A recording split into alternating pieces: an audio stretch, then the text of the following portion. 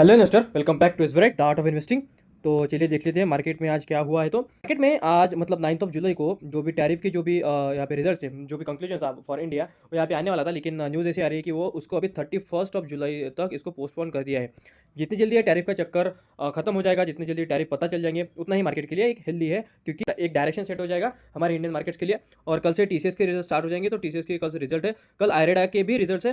तो ये दोनों के कल रिजल्ट है। TCS is the biggest IT company in India और मार्केट लीडर है आईटी सेक्टर में। तो कल से रिजल्ट स्टार्ट हो जाएंगे और हमें पता चलेगा कि मार्केट का रिएक्शन यहाँ पे क्या होता है। तो मार्केट में आज जो बड़ी न्यूज़ थी वो थी यहाँ पे वॉइस रॉय रिसर्च, जो कि हिंडनबर्ग का मुझे तो लग रहा है एक छोटा भाई है। हिंडनबर्ग 2.0 यहाँ पे हमें दिख रहा है। तो इन्होंने बोला है कि जो भी वेदांता है उसको इन्होंने पैरासाइड यहाँ पे बोला है, जिसकी वजह से वेदांता का स्टॉक आज 7 से 8% तक यहाँ पे क्रैक हुआ था। और उन्होंने बोला है कि accuse of draining Vedanta to repay, मतलब इनका जो भी कर्जा है वो यहाँ पे चुका नहीं सकती है वो। और उन्होंने बोला कि ये पॉन्जी स्कीम के मतलब रीअसेंबल्स की इसमें है setup, resembles of Ponzi scheme, wants of hidden liabilities, accounting tricks. और उन्होंने बोला कि insolvency risk is imminent. Viceroy ने जो भी बोला है, ये ऑलवेज शॉर्ट सेलर होते हैं, कुछ तो भी बोल के पहले पोजीशन यहाँ पे क्रिएट करके रखते हैं और जैसे स्टॉक यहाँ पे नीचे गिरता है अपना प्रॉफिट यहाँ पे बुक करते हैं। और इसके जवाब में वेदांता ने यहाँ पे बोला है कि ये जो भी एलिगेशन है वो बेसलेस है। और इन्होंने बोला है कि question the timing of the response, call it suspect, ये सस्पेक्शियस है। और alleges baseless claims and market manipulation, ये मैनिपुलेट करने के लिए इन्होंने सभी यहाँ पे डोंग रचाया हुआ है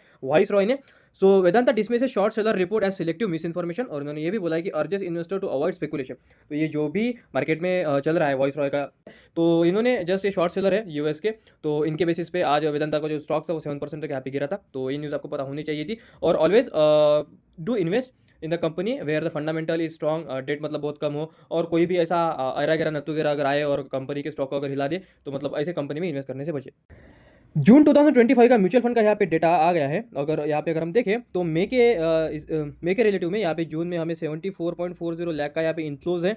लार्ज कैप में भी यहाँ पे इन्फ्लो बढ़ा है, मिड कैप में भी बढ़ा है और स्मॉल कैप में भी यहाँ पे इन्फ्लो बढ़ा है। मतलब despite the market being negative, tariff यहाँ पे लग गए और भी हो गया, सब कुछ चीज़ें हो गई। तो गोल्ड के ईटीएफ में भी यहाँ पे इन्फ्लो आया। तो नेट नेट अगर आप मुझसे पूछे तो यहाँ पे मतलब जो भी इन्वेस्टर का जो भी कॉन्फिडेंस है वो इंडियन मार्केट में बना हुआ है। इसी म्यूचुअल फंड का यहाँ पे डेटा आया तो कैम्स और के फिनटेक आज मतलब 2 to 3% तक यहाँ पे हफ्ते।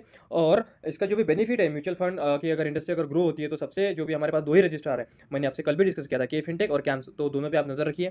के फिनटेक ने यहाँ पे 20 डे एक्सपोनेंशियल मूविंग एवरेज तक का जो भी रिट्रेसमेंट है यहाँ पे कंप्लीट कर दिया है और यहाँ यही से एक बाउंस बैक स्टॉक में आया है। तो यू स्टडी के फिनटेक। और कैम्स भी आज पॉजिटिव लग रहा था, सीडीएसएल भी आज पॉजिटिव लग रहा था। और आज मेट्रोपोलिस 11% तक यहाँ पे अप था, क्योंकि इसके जो Q1 के जो अपडेट्स है वो यहाँ पे हेल्दी अपडेट्स आए थे Q1 के।